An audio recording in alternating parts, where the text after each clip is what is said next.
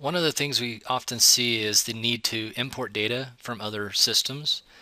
These systems might be other software, they could be machines, equipment in labs. It could be information from databases. They often are in the format of CSV files, sometimes XML files. So here's an example of a data file that we retrieved from a piece of lab equipment. This particular piece of equipment analyzes DNA. You'll notice it's basically a CSV file. It's got one tab.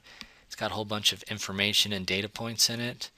Ultimately, there's a lot here to digest, and it's not very user friendly. So the company that I was working for would use this data. They'd often run 3 to 5 of these test results a day, if not more.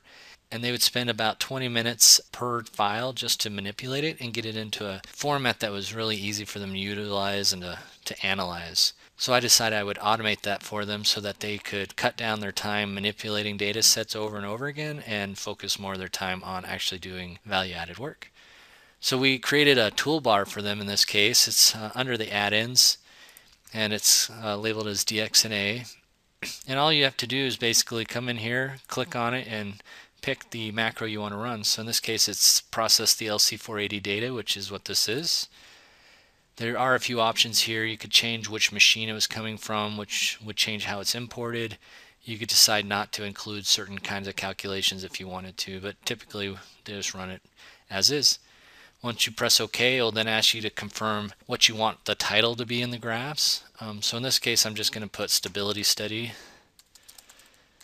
with the date of 6/1/2013, and we'll look for that here in a few minutes. Once the system's collected this information and you press OK, it'll go ahead and process it. Now we're done. That was what took them 20 minutes, and it took about a second or two. So you'll notice that there's multiple tabs. The raw data is still here.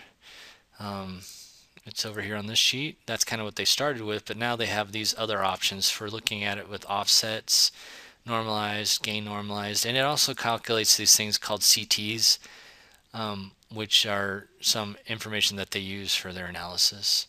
So one of the things that they were doing was adding this information into pivot tables and pivot charts. Now we decided to add these this way because pivot tables have this neat feature where you can turn on and off different data sets, and so we can compare different test runs to each other.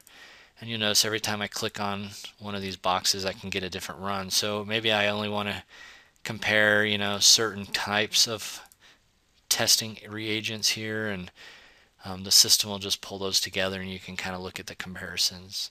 You'll also notice up here that it's got the title of stability study, 6/1/2013, which is what I put into it. That just helps make all the graphs consistent, gives the user an opportunity to put that in once and not have to change it anywhere else. And all this system saves them anywhere from 20 minutes to several hours a day, and they've been using it over 5 years.